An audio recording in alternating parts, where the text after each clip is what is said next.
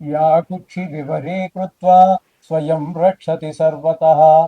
नमामि जननीं देवीं परां प्रकृतिरूपिणीं कृच्छ्रेण महता देव्या धारितोऽहं यदोदरे।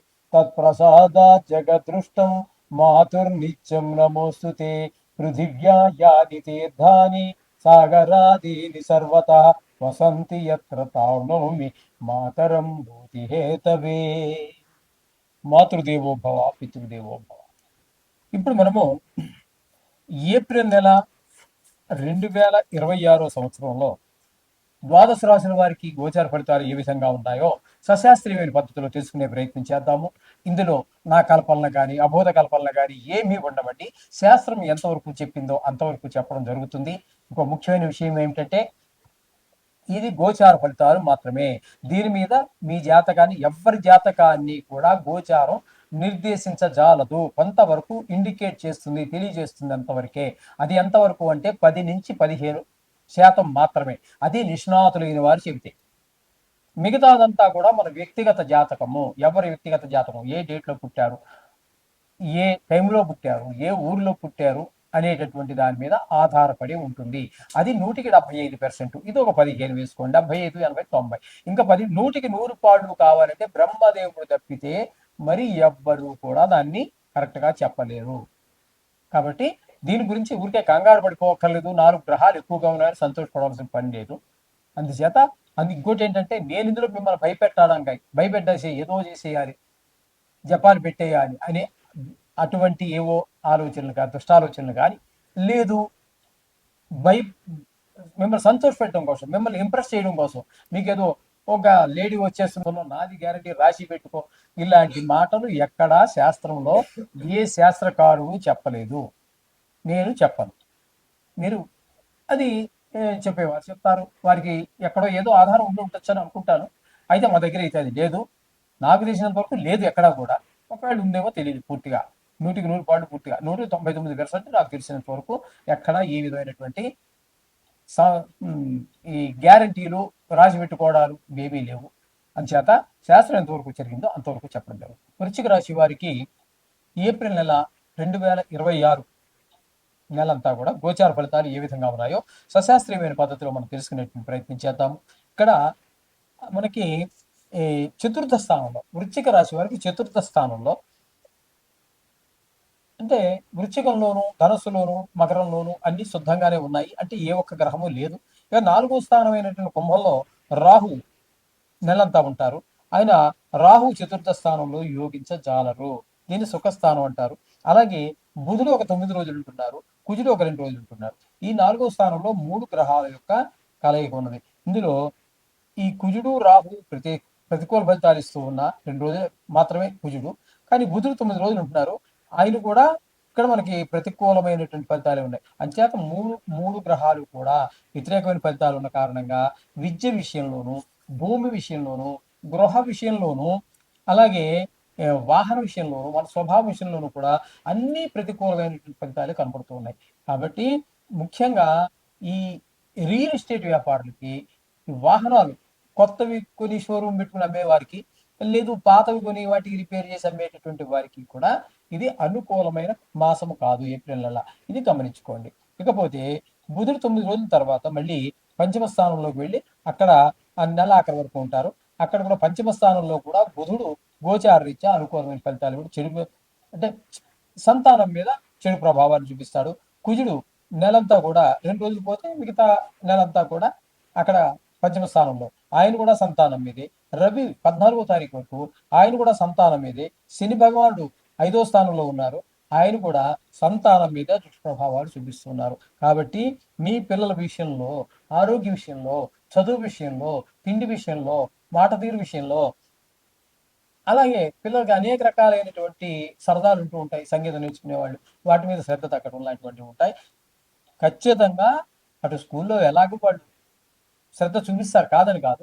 కానీ ఇంటి దగ్గర మీరు కూడా తప్పకుండా ప్రత్యేకమైన శ్రద్ధ చూపించాలి. లేకపోతే పిల్లలకు కొంచెము గాయాలు అవ్వటము, చదువు మీద శ్రద్ధ తగ్గటము లాంటి కొన్ని చెడు స్నేహాలు లాంటివి వచ్చే అవకాశం ఉంటుంది. ఎందుకంటే పిల్లలకి చిన్నప్పుడే మనం ఏది నేర్పినా పెద్ద అయ్యాక వారు మన మాట ఎట్లాగో వినరు. కాబట్టి మొక్కై వంగనది మానే వంగరాని పిల్ల పిల్లలుగా ఉండగానే వారిని మనం వంగ తీసుకోవాలి అనుకూలంగా. వారి జీవితానికి అనుకూలంగా, మన జీవితానికి అనుకూలంగా పిల్లల్ని ఎలా కావాలో చెడు వైపా, మంచి వైపా అనేది ఆలోచించుకొని మనం వాళ్ళని నడిపించాలి. ఆ విధమైన పరిస్థితి అంతా ఉంది. ఇకపోతే రవి 15వ తారీఖు నుంచి మీకు 6వ స్థానం అయినటువంటి మేషంలో ప్రవేశిస్తూ ఉన్నారు. ఇక్కడి నుంచి మీనం నుంచి. ఇక్కడ 6వ స్థానంలో చక్కటి ఫలితాలు ఇస్తాడు. అక్కడ అంటే ఆరోగ్యం ఇస్తారు. డబ్బులకి లోటు ఉండదు. రుణం ఎవరికైనా మనం రుణపడి ఉన్నాం, అప్పు తీర్చేస్తాము. లేదా ఆహ్, రుణం కావాలి మనకి. ఎవరినో ప్రయత్నం చేస్తున్నాం బ్యాంక్ కావచ్చు, ప్రైవేట్ సెక్టార్ కావచ్చు, ఎవరినైనా అప్పు పుడుతుంది. మీరు ఏ మంచి పని కోసం ప్రయత్నం చేశారో ఆ పని కూడా సఫలీకృతం అవుతుంది. ఈ విధమైన ఫలితాలన్నీ కూడా అక్కడ మనకు దొరుకుతాయి. ఇక శుక్రుడు 6వ స్థానంలో 19 రోజుల పాటు ఉన్నారు. తదుపరి 7వ స్థానంలో ప్రవేశిస్తూ ఉన్నారు. అంటే నెలంతా కూడా 6, 7 స్థానాల్లో శుక్ర భగవానుడు 6వ స్థానంలో కానీ 7వ స్థానంలో కానీ యోగించజాలడు. చిన్న చిన్న అనారోగ్యాలు చేసేటటువంటి అవకాశం ఉంటుంది. అలాగే భార్యాభర్తల మధ్యన, జాయింట్ వ్యాపారస్తుల మధ్యన కూడా కొంత భిన్న అభిప్రాయాలు ఏర్పడి కొంచెం వ్యాపారంలో ఇబ్బందులు ఎదుర్కోవాల్సినటువంటి పరిస్థితులన్నీ ఏర్పడుతూ ఉంటాయి భాగస్వామిద్దరు కలిసి. ఈ విధమైనటువంటి పరిస్థితి అంతా మనకి వృశ్చిక రాశి వారికి కనిపిస్తూ ఉన్నది. ఇక 8వ స్థానంలో గురువు యొక్క సంచారం జరుగుతోంది. ఈ గురువు యొక్క సంచారం 8వ స్థానంలో ఉన్నట్టయితే గురు బలం పూర్తిగా లేనట్టే. 5 స్థానం కాబట్టి అక్కడ ఎవరో మన వారికి బాగా ఆప్తులో, లేకపోతే మిత్రులో, బంధువులో, లేకపోతే మనకి ఎప్పుడో జీవితంలో బాగా ఉపకారం చేసినటువంటి వ్యక్తులు వాళ్ళకి ఏదో అనారోగ్యం వచ్చిందనో, వాళ్ళకి ఏదో కష్టం వచ్చిందనో అనేటువంటి విషయం తెలుసుకున్న ద్వారా మనకు కూడా కొన్ని ఇబ్బందులు ఏర్పడుతూ ఉంటాయి. ధననష్టం కలుగుతుంది, కలహాలు ఏర్పడుతూ ఉంటాయి. కొన్ని చోట్ల పరాభవాలు కూడా ఏర్పడుతూ ఉంటాయి, అవమానాలు ఎదుర్కోవాల్సిన పరిస్థితులు అన్నీ ఉంటాయి 8వ స్థానంలో గురు సంచారం వల్ల. ఇక పోయినట్టయితే ఇక్కడ మీకు దశమ స్థానంలో కేతువు. ఈ దశమ స్థానంలో కేతువు వృత్తిపరమైనటువంటి అనేక ఇబ్బందులు కలగజేస్తూ ఉంటాడు. ప్రైవేట్ ఉద్యోగం కావచ్చు, సొంత వ్యాపారం కావచ్చు, గవర్నమెంట్ ఉద్యోగం కావచ్చు, ఎక్కడున్నా సరే ఆయన వృత్తిపరమైనటువంటి ఏదో వృత్తి చేస్తూ ఉంటాం కదా మనిషి. అటువంటి వాటికి ఆ వృత్తిలో మనకి కొన్ని ఇబ్బందులు. మనం ఎంత పని చేసినప్పటికీ మన బాస్ మెచ్చుకోకపోవటం, ఎందుకో మన మీద కొంచెం కన్నెర్రగా ఉండటం, లేకపోతే గవర్నమెంట్ ఉద్యోగం అనుకోండి ఇష్టం లేని దానికి ఇష్టం లేని ప్రదేశానికి ట్రాన్స్ఫర్ అవ్వటం, ఇట్లాంటివి కొన్ని ఇబ్బందులు ఎదుర్కోవాల్సినటువంటి పరిస్థితి కేతు దశమ స్థానంలో ఉండడం వల్ల ఏర్పడుతూ ఉంటుంది. కాబట్టి ఈ రాశి వారికి పూర్తిగా అనుకూలమైనటువంటి గ్రహాలు ఏమైనా ఉన్నాయి అన్నట్టయితే రవి ఒక పాక్షికంగా ఉన్నాడు. ఇంకంతకంటే చెప్పటానికి శుక్రుడు అనుకూలత లేదు. రవి పాక్షికంగా అనుకూలుడు. ఇంకా మిగతా ఏ గ్రహము బుధుడు 9వ తారీఖు వరకు అనుకున్నాం కదండి. ఆ బుధుడు మాత్రమే కొంచెం ఒక 9 రోజుల పాటు చాలా కొంచెం ఈ వృశ్చిక రాశి వారికి కొంచెం ఎక్కువ గ్రహాలు ప్రతికూలత కనిపిస్తోంది. అయినా మీరేం కంగారు పడక్కర్లేదు. ఈ నెల రోజులు ఇది. కాబట్టి ఎక్కువ ప్రభావం మనకి వ్యక్తిగత జాతకం మీద ఆధారపడి ఉంటుంది. అది బాగున్నప్పుడు దీని యొక్క ప్రభావం చాలా వరకు తగ్గిపోతుంది. కాబట్టి మీరు ఏం కంగారు పడక్కర్లేదు. మీరు ప్రతినిత్యము కూడా ఈ యొక్క నవగ్రహ శ్లోకాలు చదువుకోండి. వీలుంటే ఎక్కువ గ్రహాలు కొంచెం ప్రతికూలంగా ఉన్నాయి కాబట్టి కనీసం ఆ 9 రోజులైనా ఆ నవగ్రహాల చుట్టూ గుడి దగ్గరలో ఉన్న గుడికి వెళ్ళి నవగ్రహాల చుట్టూ తిరగండి. అన్ని పరిస్థితులన్నీ కూడా సర్దుకుంటాయి. శుభం భూయాత్. మీనరాశి వారికి ఏప్రిల్ నెల 2026 సంవత్సరంలో గోచార ఫలితాలు ఏ విధంగా ఉంటాయో తెలుసుకునే ప్రయత్నం చేద్దాము. జన్మంలోనే శని భగవాన్ యొక్క సంచారం. అంటే ఇది ఏళ్ళనాటి శని తనుభావం ఉంటారు కాబట్టి శరీరానికి అనారోగ్యాలు ఎక్కువ వచ్చే అవకాశం ఉంటుంది. తన ఆలోచన ధోరణి కూడా కొంచెం చెడు వైపు లాగే అవకాశం ఉంటుంది. రవి భగవానుడు 14 వరకు జన్మంలోనే ఉంటున్నారు. జన్మంలో రవి భగవానుడు అనుకూలమైన ఫలితాలు ఇవ్వడు. తదుపరి 2వ స్థానంలోకి వెళ్ళి అక్కడ కూడా ఆయన శుభ ఫలితాలు ఇచ్చేటటువంటిది ఏం లేదు. ధనానికి, వాకుకి, కుటుంబంలో నేత్ర వ్యాధులు ఉన్న వారికి ఇబ్బంది కలిగించే ప్రయత్నం చేస్తాడు. అలాగే కుజుడు నెలంతా జన్మంలో ఉన్నాడు.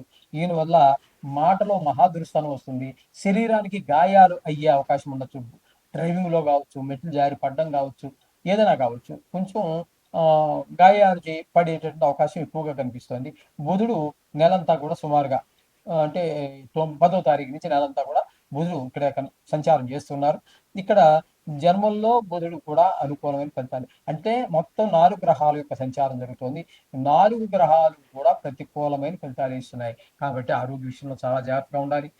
మెట్లు దిగేటప్పుడు, డ్రైవింగ్ చేసేటప్పుడు, రోడ్డు దాటేటప్పుడు, రోడ్డు మీద నడిచేటప్పుడు, ట్రాఫిక్లో ఉన్నప్పుడు చాలా జాగ్రత్తలు తీసుకోవాల్సినటువంటి పరిస్థితి. ఇంకా ద్వితీయ స్థానంలో శుక్రుడు 19వ తారీఖు వరకు, తదుపరి తృతీయ స్థానంలో 20 నుంచి నెలాఖరు వరకు. ఈయన మాత్రం ద్వితీయ, తృతీయ స్థానాల్లో 2 చోట్ల కూడా శుభఫలితాలే ఇస్తాడు. కాస్త ధనానికి ఇబ్బంది లేకుండా ఉండే విధంగాను కుటుంబంలో ఆహ్లాదాన్ని కలిగించడానికి శుక్రుడు ప్రయత్నిస్తాడు ద్వితీయ స్థానంలో. తృతీయ స్థానంలోకెళ్ళాక అందరి యొక్క సహాయ సహకారాలు అందరి ద్వారా మనకు బావుంటుంది. అలాగే చతుర్థంలో గురువు సంచారం. చతుర్థంలో గురువు గోచారరీత్యా యోగించజాలడు.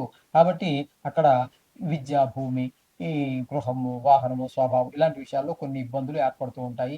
ముఖ్యంగా ఈ రియల్ ఎస్టేట్ వ్యాపారులకి, వాహన విక్రయదారులకి అంత అనుకూలమైన కాలం కాదు.